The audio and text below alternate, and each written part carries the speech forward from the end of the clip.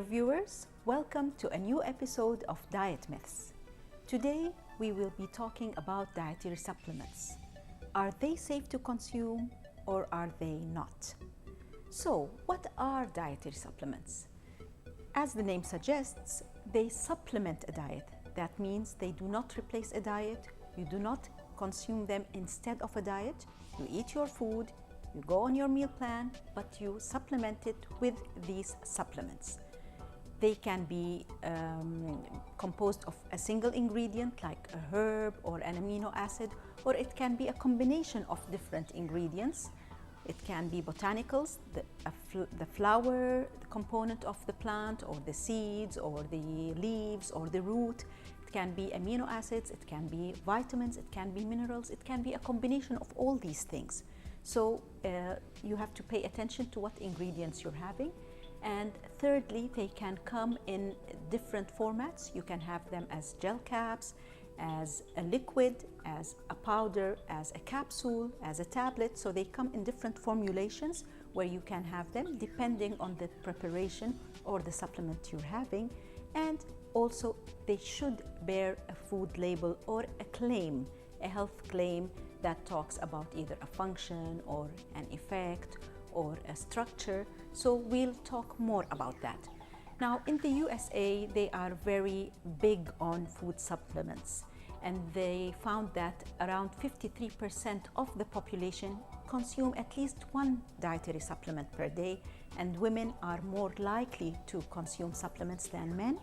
And when there was this questionnaire launched by the Healthy US questionnaire looking at the national healthy consumption of dietary supplements, they found out that fish oil or omega-3 were ranking number 1, glucosamines were number 2, and echinacea was number 3, flaxseed was number 4, ginseng was also number 5, and ginkgo biloba was number 6. So they do trace what people consume to talk further and look at safety issues.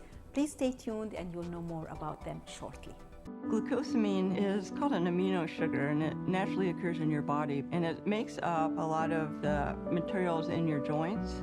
As you age and your body can't produce enough glucosamine anymore, then the parts of your joints that cushion and allow you to have normal range of motion degrade and sometimes get inflamed, and you face a lot of pain.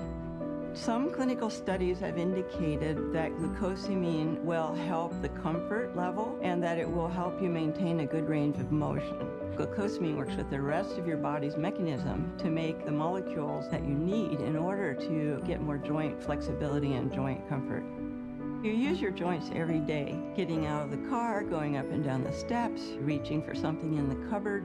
And as you get a little older, it gets a little harder to do those things because you're a little stiffer. So by starting some supplementation early on in your life, you can probably prolong the flexibility that you'll have as you age. It is a good idea to take glucosamine now.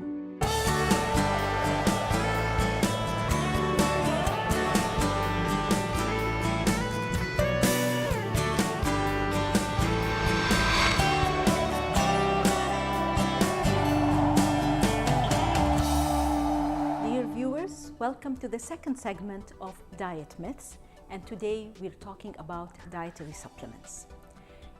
I've collected the material from the National Institute of Health in the USA because they do follow on dietary supplements, and they've helped people really recognize what works for them, what is better, what is safe, and what is not. So the Food and Drug Administration, FDA, usually regulates medications, over-the-counter drugs, and food dietary supplements. But the mechanism differs from one thing to another.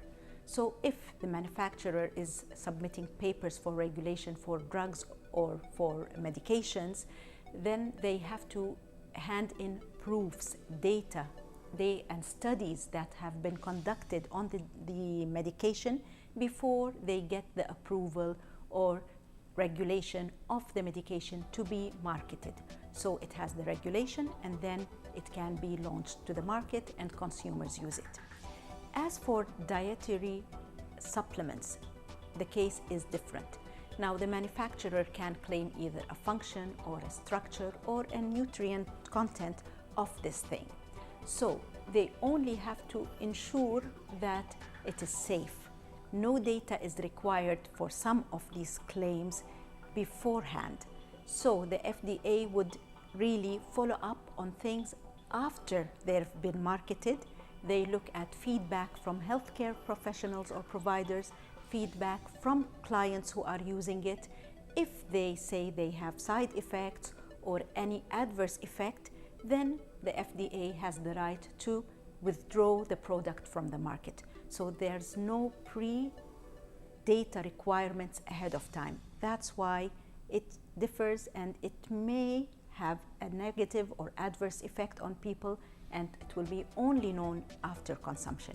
Please stay tuned for more safety issues regarding the dietary supplements.